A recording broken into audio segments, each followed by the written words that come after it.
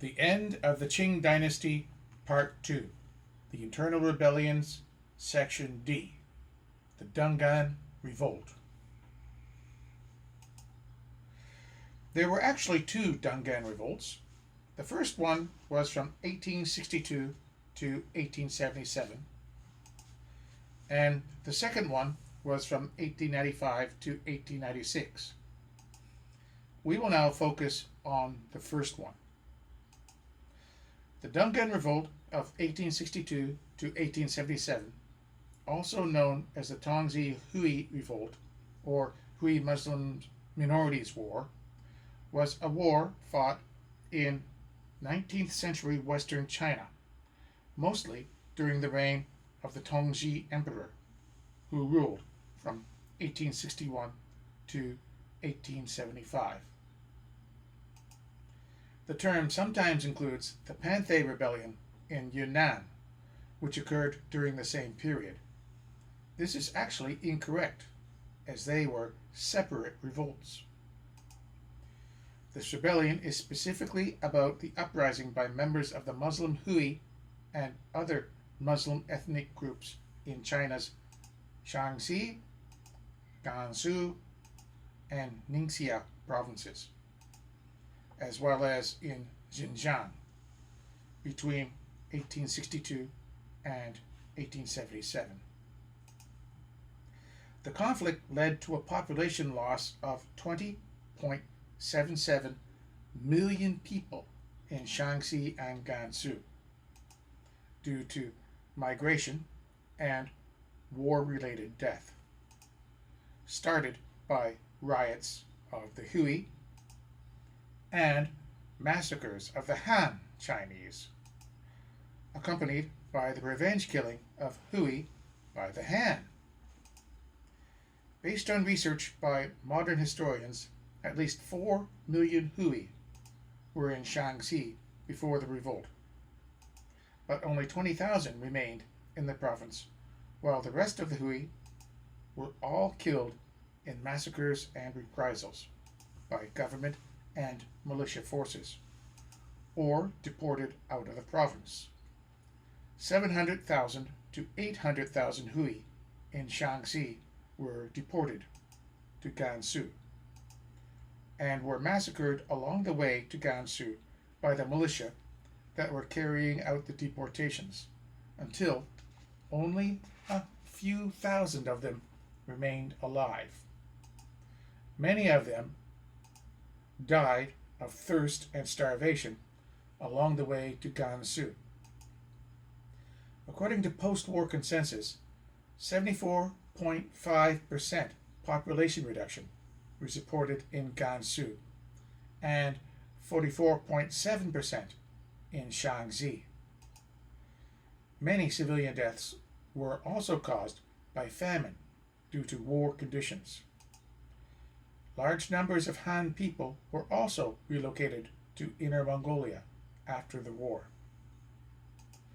The uprising occurred on the western bank of the Yellow River in Shaanxi, Gansu, and Ningxia, but excluded Xinjiang province. It was chaotic and often involved different warring bands and military leaders with no common cause or a single specific goal. A common misconception is that the revolt was directed against the Qing Dynasty, but no evidence shows that the rebels intended to attack the capital, Beijing, or to overthrow the entire Qing government, but just to take revenge on their personal enemies for various injustices. When the revolt failed, mass deportation and immigration of the Dungan people from the area to Imperial Russia followed. The term Dungan people only refers to the Hui people. They are a predominantly Muslim ethnic group in China. They are sometimes called Chinese Muslims and should not be confused with the Turkestanis or Turkic people mentioned, who are Uyghurs, Kazakhs, Kyrgyzs, Tatars, and Uzbeks, as well as others. The ethnic group now known as the Uyghur people were not known by that name before the 20th century. This name was given to those particular groups of people by the Soviet Union in 1921 at a conference in Tashkent. Hui is the name for Muslim people of Han ethnic background. There is no mention of the ethnic groups that became known as Uyghurs during this period of the Dungan Revolt. The Kokkan army was predominantly formed from Uzbeks and nomadic Kyrgyz and Kipchaks. Background: the Dungan Revolt by the Hui occurred mainly because of racial antagonism and class warfare, not only because of religious strife, as is sometimes assumed. After the Qing Dynasty invaded Ming China in 1644, Muslim loyalists in Gansu, led by Muslim leaders Milayin and Ding Guidong, led a revolt in 1646 against the Qing during the Milayin Rebellion to drive the Qing out and restore the Ming Prince of Yanchang, Zhu Sichuan, to the throne as emperor. The Muslim Ming loyalists were supported by Hami's Sultan Said Baba and by his son, Prince Urumqi. The Muslim Ming loyalists were joined by Tibetans and Han Chinese in the revolt. After fierce fighting and negotiations, a peace agreement was agreed on in 1649. Milayan and Ding nominally pledged allegiance to the Qing and were given ranks as members of the Qing military. When other Ming loyalists in southern China made a resurgence and the Qing were forced to withdraw their forces from Gansu to fight them, Milayan and Ding once again rebelled against the Qing. The Muslim Ming loyalists were then crushed by the Qing, with 100,000 of them, including Milayin, Ding Guodong, and Urumqi, killed in battle. Chinese Muslims had traveled to West Asia for many years prior to the Han Minorities' War. In the 18th century, several prominent Muslim clerics from Gansu studied in Mecca and Yemen under Naqshbandi Sufi teachers. Two different forms of Sufism were brought back to northwest China by two charismatic Hui sheikhs, Kufiya and the more radical Jariya. These went along with the traditional Sunni practices. The religious sects were tolerated by the Qing authorities. Disagreements between adherents of Kufiya and Jariya, as well as perceived mismanagement, corruption, and anti-Sufi attitudes of Qing officials, resulted in uprisings by Hui and Salar followers in 1781 and 1783, but these were quickly suppressed. Hostilities between different groups of Sufis contributed to the violent atmosphere before the Dungan Revolt. Qing forces were helped by the Kafiya Sufi Muslims to crush the Jariya Sufi Muslims.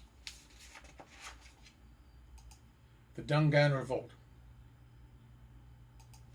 As Taiping troops approached southeastern Shaanxi in the spring of 1862, The local Han Chinese, encouraged by the Qing government, formed Yongying militias to defend the region against the attackers.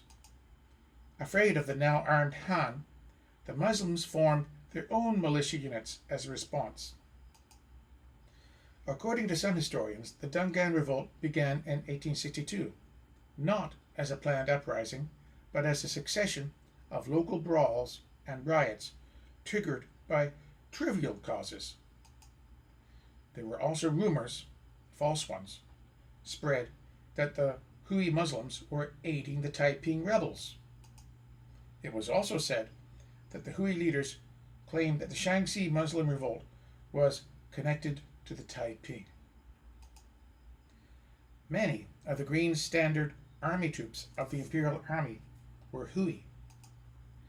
According to some historians, one of the many brawls and riots that contributed to the revolt was initiated by a fight triggered by the price of bamboo poles that a Han merchant was selling to a Hui. Afterwards, Hui mobs attacked Han and other Hui people who had not joined them in revolt. It was this seemingly trivial and unimportant dispute over bamboo poles that set off the full-scale revolt. However, according to historical records from the era, bamboo poles were also bought in large quantities by the Hui to make spears as weaponry. Also, there had already been attacks on Han counties prior to the Xingshan bamboo incident. Historical records from the year show that prior to the conflict over the price of the bamboo poles, there had already been plans among the Hui community to set up an Islamic state in the west of China. Organized through mosques and mullahs, the Hui people in Shaanxi started purchasing bamboo poles in large volumes. These poles were then used to make spears. Before the Xingshan bamboo incident, there had already been attacks on the Han in Dali County and Weinan County. Fearing persecution, the Shaanxi Han populace fled the Hui or hid underground in cellars. A Manchu official noted that there were many non-rebellious Muslims who were loyal citizens and warned the Qing court that exterminating all Muslims would force loyal ones to support the rebels and make the situation even worse. He said, "Among the Muslims there are certainly evil ones, but doubtless there are also numerous peaceful, law-abiding people. If we destroy them all, we are driving the good ones to join the rebels and create for ourselves an awesome, endless job of killing all Muslims."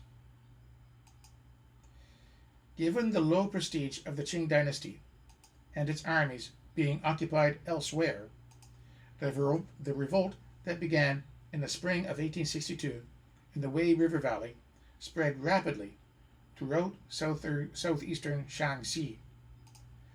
By late June 1862, organized Muslim bands laid siege to Xi'an, which was not relieved by Qing General Durunga, who's sometimes called Tolunga, until the fall of 1863. Durunga was a Manchu bannerman in command of the army in Hunan. His forces defeated the Muslim rebels and completely destroyed their position in Shaanxi province, driving them out of the province to Gansu. Durunga was later killed in action in March 1864 by Taiping rebels in Shaanxi. The Governor-General of the region, N. Lin, advised the imperial government not to alienate Muslims. He officially made it clear that there was to be no mistreatment of or discrimination against Muslims, resulting in the implementation of a policy of reconciliation. Muslim rebels tried to seize Lingzhou, which is present-day Lingwu, and Guyan in several attacks, as a result of false rumors spread by some Muslims that the government was going to kill all Muslims. A vast number of Muslim refugees from Shaanxi fled to Gansu. Some of them formed the 18 Great Battalions in eastern Gansu, intending to fight their way back to their homes in Shaanxi. While the Hui rebels were preparing to attack Gansu and Shaanxi, Yakub Beg, who had fled from Kokkan Khanate in 1865 or 1866, after losing Tashkent to the Russians, declared himself ruler of Kashgar, and even managed to take complete control of Xinjiang. Zhuo Zongtang called on the government to support the armies of the northwest with the resources of the southeast, and arranged the finances of his planned expedition to conquer Gansu by obtaining loans worth millions of taels from foreign banks in the southeastern provinces. The loans from the banks would be paid back by fees and taxes levied by Chinese authorities on goods imported through their ports. Zhuo also arranged for massive amounts of supplies to be available before he would go on the offensive. 10,000 of the old Hunan army troops, commanded by General Zheng Guofan, were dispatched by him under General Liu Songshan to Shaanxi to help General Zhuo, who had already raised a 55,000-man army in Hunan before he began his final push to reconquer Gansu from the Dungan rebels. They participated along with other regional armies. Zhuo's forces consisted of the Hunan, Sichuan, Anhui, and Hainan armies, along with thousands of cavalry. The Hunan soldiers were expert marksmen and excelled in battlefield maneuvers under the command of General Liu Songshan. Western military drill was experimented with, but Zhou decided to abandon it. The troops practiced twice a day for 10 days with their Western-made guns. The Lanzhou arsenal was established in 1872 by Zhuo Zongtang during the revolt, and staffed by Cantonese. The Cantonese officer in charge of the arsenal was Lai Chiang, who was skilled at artillery. The facility manufactured steel rifle-barreled breech-loaders and provided munitions for artillery and guns. The Muslim Jariya leader Ma Huolong controlled a massive Muslim trading network with many traders, having control over trade routes to multiple cities over various kinds of terrain. He monopolized trade in the area and used his wealth to purchase guns. Zhuo Zongtang became suspicious of Ma's intentions, thinking that he wanted to seize control over the whole of Mongolia. Liu Songshan died in combat during an offensive against the hundreds of rebel forts protected by difficult terrain. Liu Jintang, his nephew, took over his command whereupon a temporary lull in the offensive set in. After suppressing the revolt in Shaanxi and building up enough grain reserves to feed his army, Zhou attacked Ma Huolong. General Yu Jintang led the siege, bombarding the town of Lanzhou over its wall with shells. The people of the town had to cannibalize dead bodies and eat grass roots to survive. Zhou's troops reached Ma's stronghold, Jinbao, in what was then northeastern Gansu, in September 1870. He brought Krupp siege guns with him. Zhou and Lai Chang themselves directed the artillery fire against the city. Mines were also used. After a 16-month siege, Ma Huolong was forced to surrender in January 1871. Zhou sentenced Ma and over 80 of his officials to death by slicing. Thousands of Muslims were exiled to other parts of China. Zhou's next target was Heizhou, now known as Lingxia, the main center of the Hui people west of Lanzhou, and a key point on the trade route between Gansu and Tibet. Hangzhou was defended by the Hui forces of Ma Zhan'ao. As a pragmatic member of the Kafia, or the old teaching sect, he was ready to explore avenues for peaceful coexistence with the Qing government. When the revolt broke out, Ma Zhan'ao escorted Chinese to safety in Yixin and did not attempt to conquer more territory during the revolt. After successfully repulsing Zhu Zongtang's initial assault in 1872 and inflicting heavy losses on Zhuo's army, Ma Zhan'ao offered to surrender his stronghold to the Qing and provide assistance to the dynasty for the duration of the war. He managed to preserve his Dungan community with his diplomatic skill. While Zhu Zongtang pacified other areas by exiling the local Muslims, as he called it, the washing off the Muslims approach that had been long advocated by some officials in Heizhou, the non-Muslim Han were the ones Zhou chose to relocate as a reward for Ma Zhan'ao and his Muslim troops helping the Qing crush Muslim rebels. Heizhou, or Lingxia, remains heavily Muslim to this day, achieving the status of Lingxia Hui Autonomous Prefecture under the present People's Republic of China.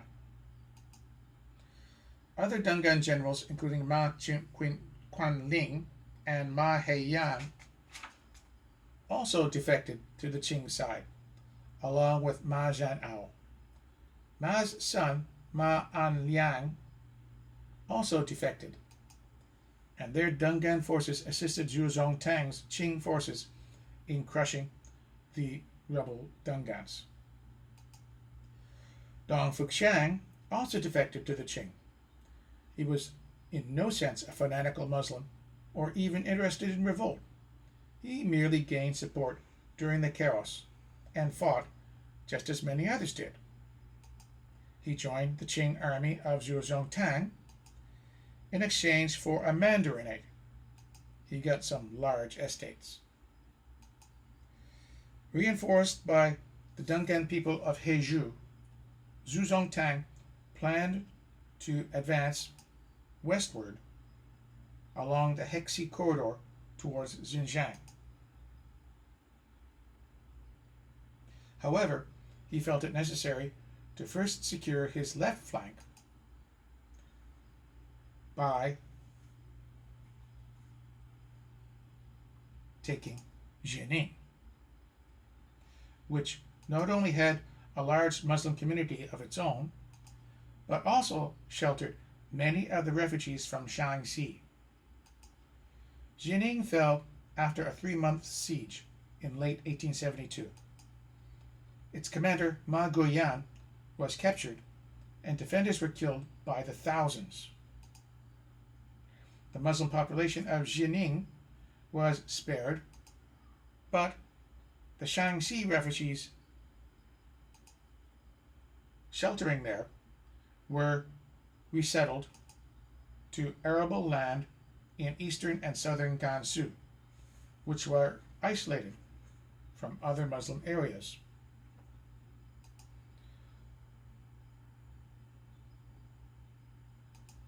Despite repeated offers of amnesty, many Muslims continued to resist at Suzhou, now known as Jinghuang. This was their last stronghold in the Hexi corridor in West Gansu. The city was under the command of Ma Wenlu, who was originally from Jining. Many people who had retreated from Shaanxi were also in the city. After securing his supply lines, Zhu Zhongtang laid siege to Suzhou in September 1873 with 15,000 troops. The fortress could not withstand Zhuo's siege guns, and the city fell on October 24th. Zhuo had 7,000 people executed and resettled the rest in southern Gansu. He did this to ensure that the entire Gansu corridor from Lanzhou to Dunhuang would remain Hui-free, thereby preventing the possibility of future collusion between the Muslims of Gansu and Shaanxi and those of Xinjiang. Han and Hui, loyal to the Qing, seized the land of the Hui rebels in Shaanxi, so the Shaanxi Hui were resettled in Jiangjichuan in Gansu. The escape of Han people from Heizhou during the revolt was assisted by Ma Zhan'ao. Confusion. The rebels were disorganized and without a common purpose.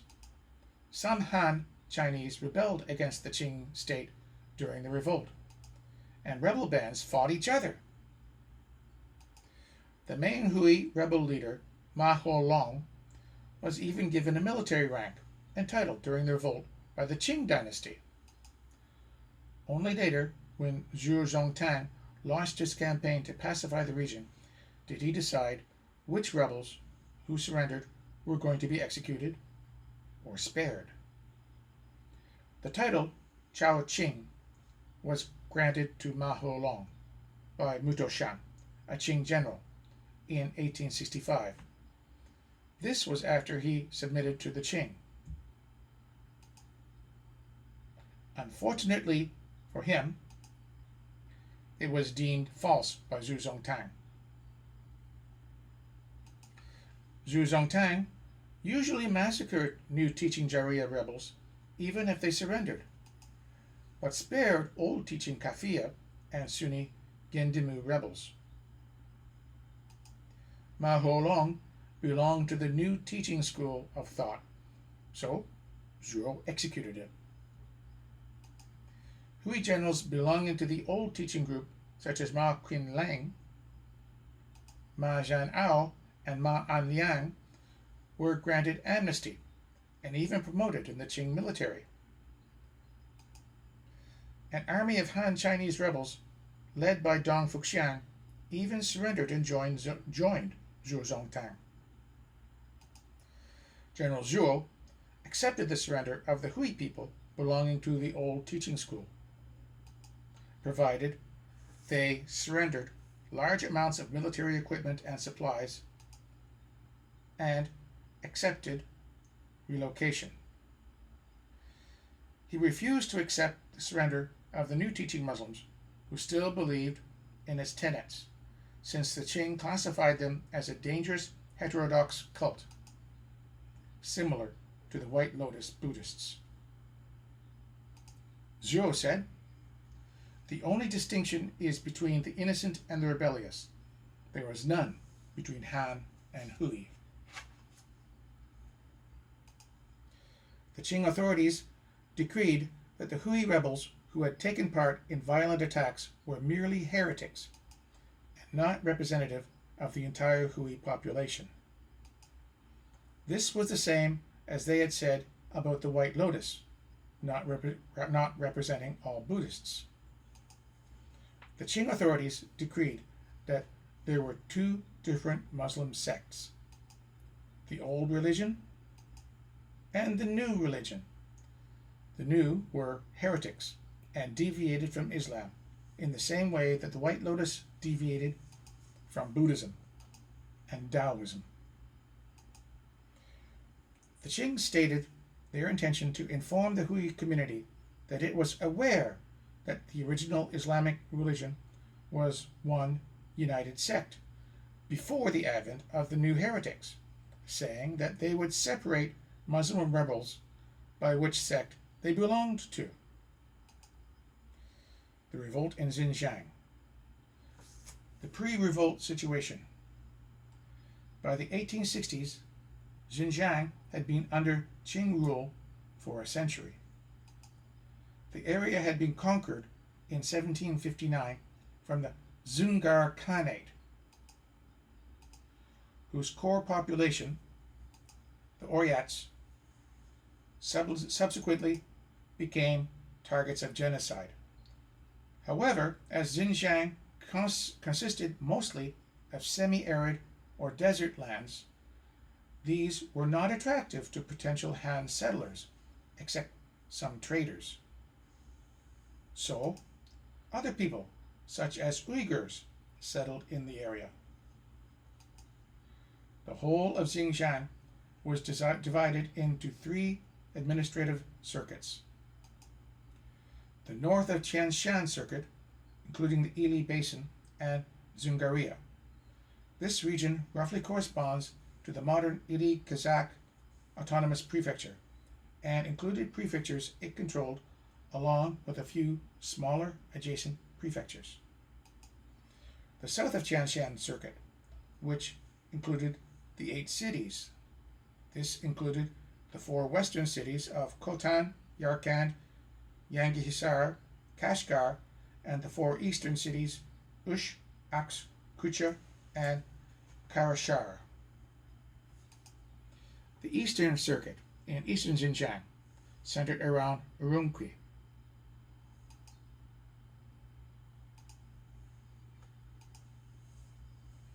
Overall command of all 3 forces fell to the general of Ili. He was stationed in Huyancheng, 30 kilometers west of Yining. He was also in charge of the civilian administration. He directly controlled the northern circuit, and through the local Muslim Uyghur begs, their names for their leaders, the South Circuit. The Eastern Circuit was under the control of the civilian administration of Gansu province.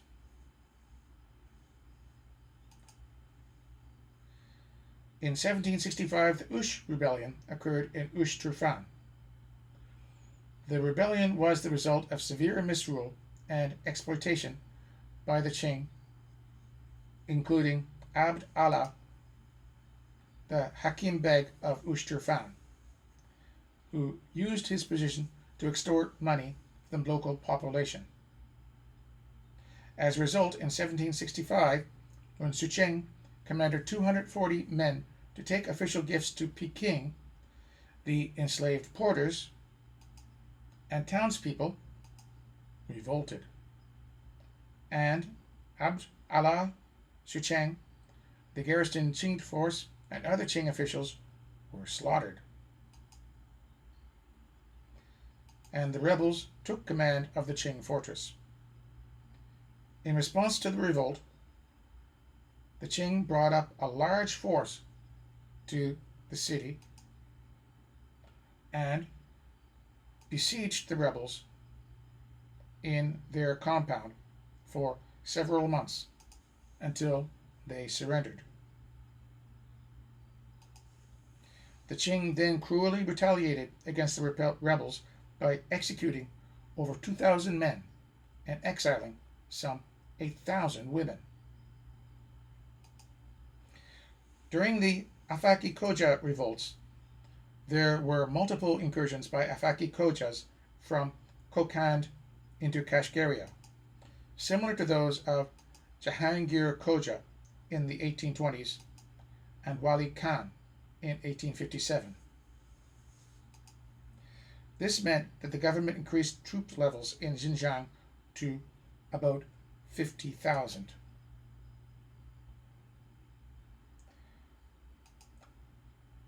Both Manchu and Han units were stationed in the province, with the Han troops mainly recruited in Shaanxi and Gansu. There was even a large Hui, or Dungan, component. A large part of the Qing army in Xinjiang was based in the 9 forts of the Ili region, but there were also forts with Qing garrisons in most other cities in Xinjiang. Maintaining this army involved much higher costs than the taxation of the local economy could sustainably provide, and required subsidies from the central government.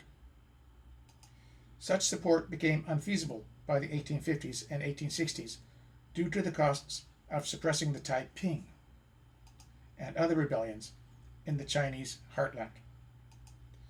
The Qing authorities responded by raising taxes, introducing new ones, and selling official posts to the highest bidders. The governor of Yarkand to Rustam Beg of Khotan for 2,000 yambus. The governor of Kucha to Said Beg for 1,500 yambus. The new office holders would then proceed to recoup their investment by fleecing their subject populations. Increasing tax burdens and corruption only added to the discontent among the Xinjiang people, who had long suffered from both the bad administration of Qing officials and their local beg subordinates, and from the destructive invasions of the Khojas. Qing soldiers in Xinjiang, however, were still not paid on time or properly equipped. With the start of the revolt in Gansu and Shaanxi in 1862, rumors spread among the Hui, the Dungans, of Xinjiang that the Qing authorities were preparing a wholesale preemptive slaughter of the Hui people in Xinjiang or in a particular community. Opinions as to the veracity of these rumors vary. While the Tongji Emperor described them as absurd in his edict of September 25, 1864, Muslim historians generally believe the massacres were indeed planned, if not by the imperial government, then by various local authorities. Thus it was the Dungans who usually revolted in most Xinjiang towns, although the local Turkic people, Taranchis, Kyrgyz, and Kazakhs, would usually join the fray. Multicentric revolt. The first spark of a revolt in Xinjiang was small enough for the Qing authorities to easily extinguish it. On March 17, 1863, about 200 Dungans from the village of Sandoa, which is a few miles west of Suiding, supposedly provoked by a rumor of a preemptive Dungan massacre, attacked Tarchi, now part of Kuching County. This was one of the 9 forts of the Ili Basin. The rebels seized weapons from the fort's armory and killed the soldiers of the garrison, but were soon defeated by government troops from other forts and were themselves slaughtered. Revolt broke out again the following year. This time it was almost simultaneous in all 3 circuits of Xinjiang. It was on a scale that made its suppression beyond the capability of the authorities. On the night of June 3rd to 4th, 1864, the Dungans of Kucha, one of the cities south of Shanshan, rose up and were soon joined by the local Turkic people.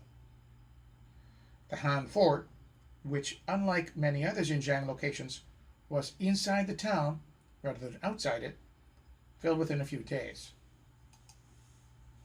Government buildings were burnt, and about 1,000 Hans and 150 Mongols killed. As neither the Dungan nor Turkic leaders of the revolt had sufficient authority over the entire community to become commonly recognized as a leader, the rebels instead chose a person who had not participated in the revolt, but was known for his spiritual role, Rashidin Khoja. He was a dervish and the custodian of the grave of his ancestor, apparently a local saint, Arshad al-Din, who lived around 1365. Over the next 3 years, he sent military expeditions east and west in an attempt to bring the entire Tarim Basin under his control. Unfortunately for him, his efforts in expansion were frustrated by a greater rebel leader, Yaqub Beg. Only 3 weeks after the events in Kucha, revolt broke out in the Eastern Circuit. The Dungan soldiers of the Urumqi garrison rebelled on June 26, 1864, soon after learning about the Kucha revolt.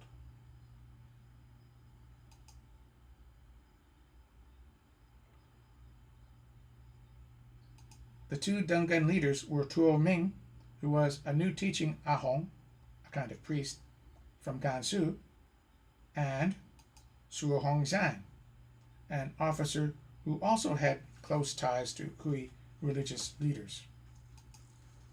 Large parts of the city were destroyed, the tea warehouses burned, and the Manchu Fortress besieged. The Urumqi rebels then advanced westward through what is today Changji Autonomous Prefecture, taking the cities of Manas on July 17, even though the fort there held out until September 16th, and Wusu on September 29th. On October 3rd, 1864, the Manchu Fortress of Urumqi also fell to the joint forces of Urumqi and Kuching rebels. This was a pattern that was repeated in other Han forts throughout the region. The Manchu commander of the Urumqi fortress, Ping Zui, preferred to explode his gunpowder, killing himself and his family, rather than surrender. After they learned of the Qing authorities' plan to disarm or kill them, the Dungan soldiers in Yarkand in Kashgaria rose up in the early hours of July 26, 1864. Their first attack on the Manchu fort, this was outside the walled Muslim city, failed. It still cost the lives of about 2,000 Qing soldiers and their families. In the morning, the Dungan soldiers entered the Muslim city. The roughly 7,000 Hans there were either forcibly converted or massacred. There were fewer Dungans in this group than Turkic Muslims, so they picked a neutral leader, Ghulam Hussain, who was a religious man from a Kabul noble family, an Afghan, as the puppet Padishah. By the early fall of 1864, the Dungans of the Ili Basin in the northern circuit also rose up.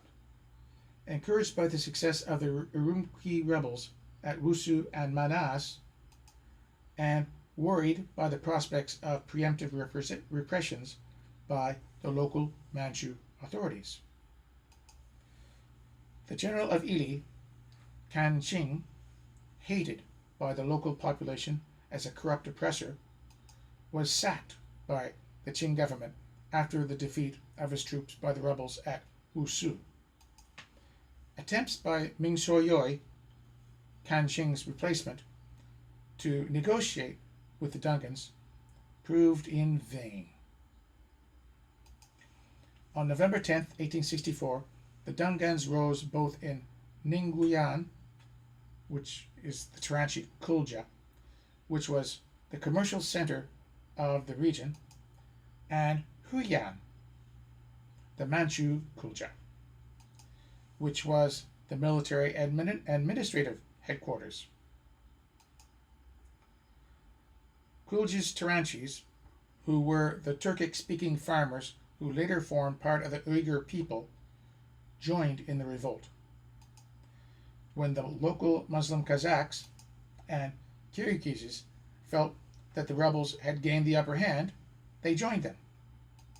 On the other hand, the Buddhist Kalmykia and Zibas mostly remained loyal to the Qing government. Ningguan immediately fell to the Dungan and Turkey rebels. But a strong government force at Huyan made the insurgents retreat after 12 days of heavy fighting in the streets of the city. The local Han Chinese, seeing the Manchus winning, joined forces with them. However, a counteroffensive by the Qing forces failed. The imperial troops lost their artillery, while Ming Soyoi barely escaped capture. With the fall of Wusu and Aksu, the Qing garrison entrenched in the Huyan fortress was completely cut off from the rest of the empire-controlled territory, forcing Ming Soyoi to send his communications to Beijing through Russia. While the Qing forces in Huyan successfully repelled the next attack of the rebels on December 12, 1864, the revolt continued to spread through the northern part of the province, Dzungaria. There, the Kazakhs were glad to take revenge on the Kalmyk people that had ruled the area in the past. For Chinese New Year, 1865, the Hui leaders of Tacheng, also known as Chukuchak, invited the local Qing authorities and Kalmyk nobles to assemble in the Hui Mosque to swear a mutual oath of peace. However, once the Manchus and Kalmyks were in the mosque, the Hui rebels seized the city armory and started killing the Manchus. After 2 days of fighting, the Muslims gained control of the town, while the Manchus were besieged in the fortress.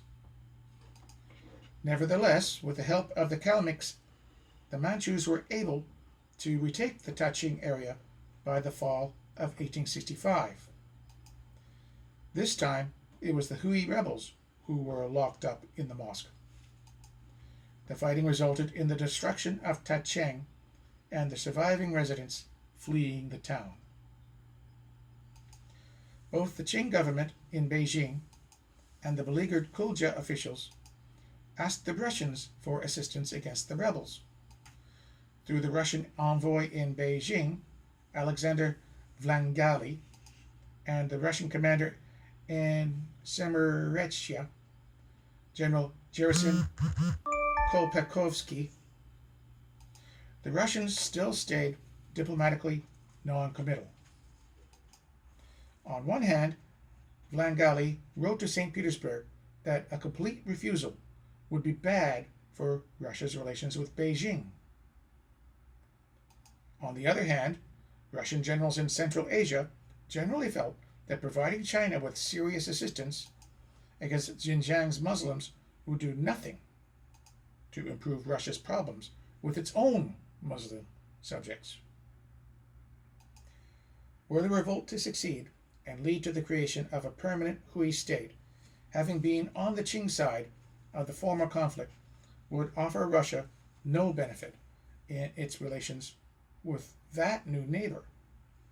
The decision was thus made in St. Petersburg in 1865 to avoid offering any serious help to the Qing. They just agreed to train Chinese soldiers in Siberia, if the Chinese decided to do so, and to sell some grain to the defenders of Kulja on credit. The main priority of the Russian government remained governing its border with China and preventing any possibility of the spread of the revolt into Russia's own domain. Considering that offense is the best form of defense, Kolpakovsky suggested to his superiors in February 1865 that Russia should go beyond defending its border and move in force into Xinjiang's border area, then seize the Chugachak, Kulja, and Kashgar areas. These could then be colonized with Russian settlers to supposedly better protect the Romanov Empire's other domains. Foreign Minister Gorbachev decided that the time was not right for such an adventure. Such a breach of neutrality would not be a good thing if China eventually recovered its rebel provinces. Meanwhile, Qing forces in the Ili Valley didn't do very well. In April 1865, the Huining Fortress, which is today's Baiyandai, located between Yining and Huiyan, fell to the rebels after a 3-month siege. Its 8,000 Manchu, Zibei, and Solon defenders were massacred, and 2 survivors with their ears and noses cut off were sent to Huiyan. They were intended to tell the Governor General what happened in Huining. This was the Qing's last stronghold in the valley. Most of the Huya, or Manchu Kulja, fell to the rebels on January 8, 1866. The majority of the residents and garrison were killed, along with about 700 rebels. Ming Soyoi, still holding out in the Huiyan fortress with the remainder of his troops, but out of food, sent a delegation to the rebels with a gift of 40 saises of silver and 4 boxes of green tea. He was offering surrender, providing the rebels guaranteed their lives and allowed them to keep their allegiance to the Qing government. 12 Manchu officials with their families left the citadel along with the delegation. The Huis and Taranchis received them and allowed the refugees from Huiyan to settle in Yining, the old Kulja. However, the rebels would not accept Ming Soyoi's conditions, requiring instead that he surrender immediately and recognize the authority of the rebels. Since Ming Soyoi had rejected the rebels' proposal, they immediately stormed the citadel. On March 3rd, the rebels, having broken into the citadel, Ming Soyoi assembled his family and staff in the mansion. and blew it up, dying under its ruins. This was the temporary end, for the time being, of Qing rule in the Ili Valley. Yaqub Beg in Kashgaria. According to Muslim sources, the Qing authorities in Kashgar had all along intended to eliminate local Dungans, and managed to carry out a preemptive massacre in the summer of 1864. This weakening of the local Dungan contingent was possibly the reason why the initial revolt had not been as successful in this area as in the rest of the province. Although the Dungan rebels were able to seize Yanagisar, neither they nor the Kyrgyzs of Siddiq Beg could break into either the Manchu forts outside Yanagisar and Kashgar, nor into the walled Muslim city of Kashgar itself, which was held by Kutlug Beg, a local Muslim appointee of the Qings. Unable to take control of the region on their own, the Dungans and Kyrgyzs turned for help to Kokkan's ruler, Alim Kuli. Assistance arrived in early 1865 in both spiritual and material form.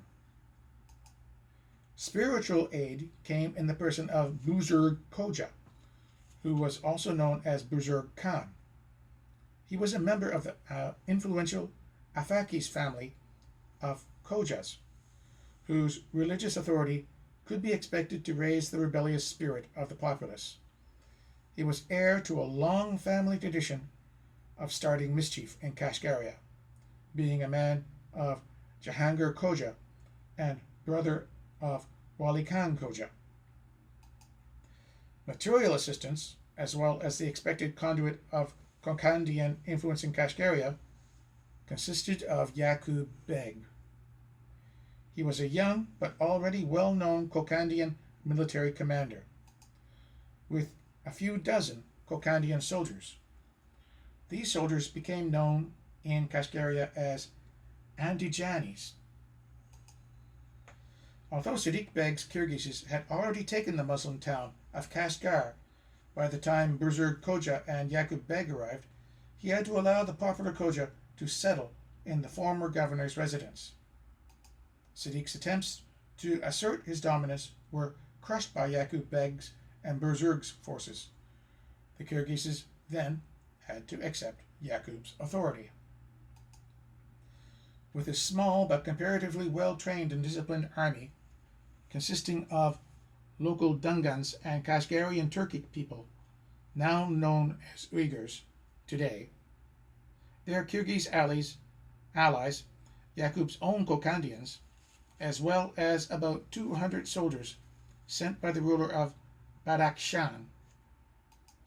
Yaqub Beg was not only able to take the Manchu Fortress and the Han Chinese town of Kashgar during 1865, the Manchu commander in Kashgar, as usual, blowing himself up, but to defeat a much larger force sent by Rashidin of Kucha, who wanted control of the Tarim Basin for himself.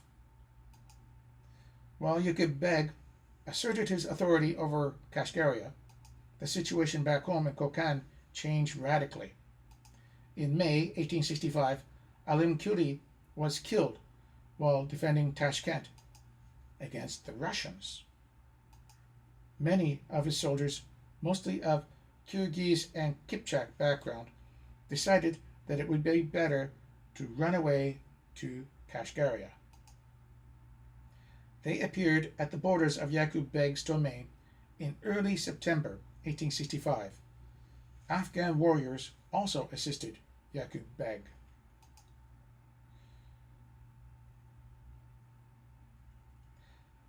Yaqub Beg's rule was unpopular among the natives until one of the local Kashgaris, a warrior and a chieftain's son, commenting, "During the Chinese rule, there was everything. There is nothing now." There was also a falling off of trade to go along with the local economic crisis. The local Uyghurs of Atishar came to see Yaqub Beg as a Kokkandi foreigner, and his Kokkandi troops behaved ruthlessly to the local Uyghurs. Here is an anti-Yaqub Beg poem written by an Uyghur then. From Peking, the Chinese came, like stars in the heaven. The Andijanis rose and fled, like pigs in the forest. They came in vain and left in vain, the Andijanis. They went away scared and languidly, the Andijanis. Every day they took a virgin, and they went hunting for beauties. They played with the dancing boys, which the holy law has forbidden. Yaqub Beg's Kashgaria declares jihad against the Dungans. Taranchi's Turkic Muslims in Xinjiang initially cooperated with the Dungans, the Hui people, when they rose in revolt, but later abandoned them after the Hui attempted to take over the entire region. The Taranchi massacred the Dungans at Kulja and drove the rest through the Talc Pass from the Ili Valley. Kulja is now called Yening. The Hui people in Xinjiang were not trusted by the Qing authorities nor the Turkestani Muslims. Yaqub Beg's Kokkandi Andijani Uzbek forces declared a jihad against the Dungan rebels under Urumqi, also known as Daud Khalifa. Fighting broke out between Dungan and Kokkandi Uzbek rebels in Xinjiang. Yaqub Beg enlisted hand militia under Zhu Zuigong to fight against the Dungan troops under Urumqi. Urumqi's forces were defeated at the Battle of Urumqi in 1870 as part of Yaqub Beg's plan to conquer Dzungaria and seize Dungan territory. Poems were written about the victories of Yaqub Beg's forces over the Hans and the Dungans.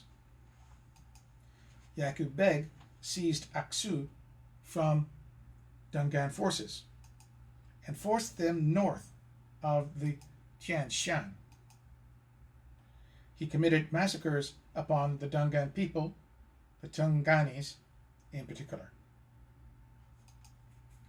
An independent Han Chinese militia who were not affiliated with the Qing government joined both the Turkic forces under Yaqub Beg and the Dungan rebels. In 1870, Yaqub Beg had about 1,500 Han Chinese troops with his Turkic forces attacking Dungans in Urumqi. The following year, the Han Chinese militia joined the Dungans in fighting against Turkic forces. Foreign relations of Kashgaria Yaqub Beg. Under Yaqub Beg, Russia and Britain signed several treaties with Yaqub Beg's regime in Kashgar, with Yaqub seeking to secure British and Russian aid for his government.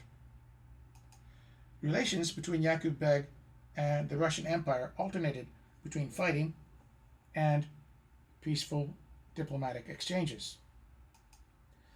The Russians detested the native population of Kashgar because of their elite's close contact with the Kokkan Khans, who had recently been expelled during the Russian conquest of Turkestan. This animosity would have ruined Yaqub Beg had he tried to get extensive aid from them as he originally intended. The Ottoman Empire and British Empire both recognized Yaqub Beg's state and supplied him with thousands of guns. British diplomats Robert Barclay Shaw in 1868 and Thomas Douglas Forsyth in 1870 aroused interest for Yaqub's regime, and the British concluded a commercial treaty with the Emir in 1874. Qing reconquest of Xinjiang.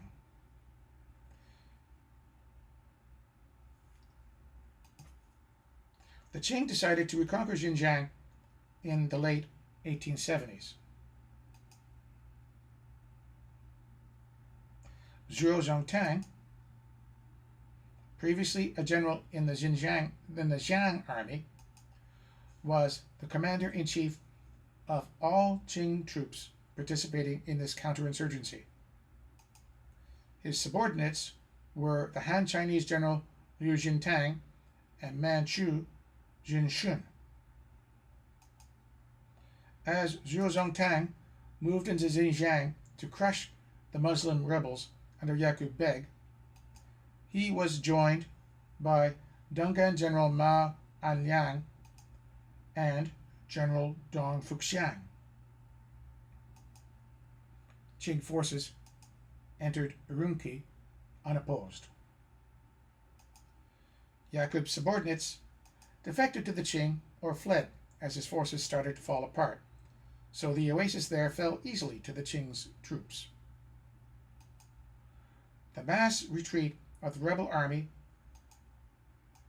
shrank their sphere of control smaller and smaller. Yaqub Beg lost more than 20,000 men, either through desertion or at the hands of the enemy. In October 1877, after the death of Yaqub Beg, Jin Shun resumed his Qing army advance and encountered no serious opposition. General Zhuo appeared before the walls of Aksu. This was the strongest fortification of Kashgaria on the east, and its commandant abandoned his post at the first onset.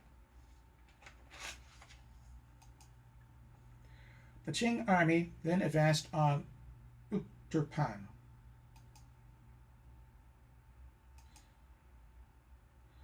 Which also surrendered without a blow.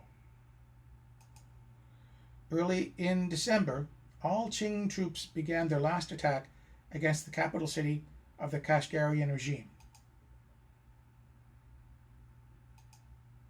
The rebel troops in Kashgaria were defeated, and the residual troops started to withdraw to Yarkand, and from there they ran away to Russia.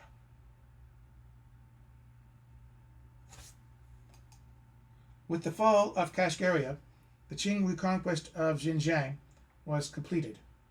No further revolt was encountered, and the re-established Qing authorities began the task of recovery and reorganization, including the establishment of the Xinjiang province in 1884. The use of Muslims in the Qing armies against the revolt was noted by Yang Zhengxing. At the time that Turkic Muslims were revolting in the early years of the Guangxu reign, the 5 elite divisions that General Liu Jintang led out of the pass were all Dungan troops. Back then, Dungan military commanders such as Kui Wei and Hua Dakai were troops that had surrendered to the Qing before and had been taken to be part of the Qing army and were redeployed. These were undoubtedly cases of pawns who went on to serve much better with the Qings. When Sen Shuyang was in charge of military affairs in Yunnan, the Muslim troops and generals that he used included many rebels, and it was because of them that the Muslim revolt in Yunnan was pacified. These are examples to show that Muslim troops can be used effectively even while Muslim uprisings are still in progress. Aftermath. Yaqub Beg and his son Ishana's corpses were burned to cinders in full public view. This angered the population of Kashgar, but Qing troops quashed a rebellion and a rebellious plot by Hakim Khan. Surviving members of Yaqub Beg's family included his 4 sons, 4 grandchildren, and 4 wives. They either died in prison in Lanzhou, Gansu, or were killed by the Qing government. His sons, Yima Kuli, Kati Kuli, Maiti Kuli, and grandson Aisan Ahung were the only members still alive in 1879. They were all underage at the time. They were put on trial and sentenced to an agonizing death if they were found to be complicit in their father's rebellious sedition. If they were innocent, they were to be sentenced to castration and servitude as eunuch slaves to the Qing troops. After they reached 11 years old, they were sent to the imperial household. In 1879, it was confirmed that the castrations were carried out, and Yaqub Beg's surviving son and grandson were turned into eunuchs and served in the imperial palace. Memorials. On January 25, 1891, a temple was constructed by Liu Jintang. He had been one of the generals participating in the counterinsurgency against the Dungan Revolt, and at the time he was the governor of Gansu. The temple was built in the capital of Gansu as a memorial to the victims who died during the Dungan Revolt in Kashgaria and Dzungaria. The victims numbered 24,838 and included officials, peasants, and members of the social classes and ethnic groups. It was named Chun Yi Chi. Another temple was built in honor of the Xiang army soldiers who fought during the revolt. Many thousands of Dungans escaped to the Russian Empire. They left in 3 main groups and settled mainly in Kyrgyzstan. Another group of 4,682 Hui moved to Russia in a 4th wave between 1881 and 1883 and settled in the village of Sokolok, 30 kilometers west of Bishkek.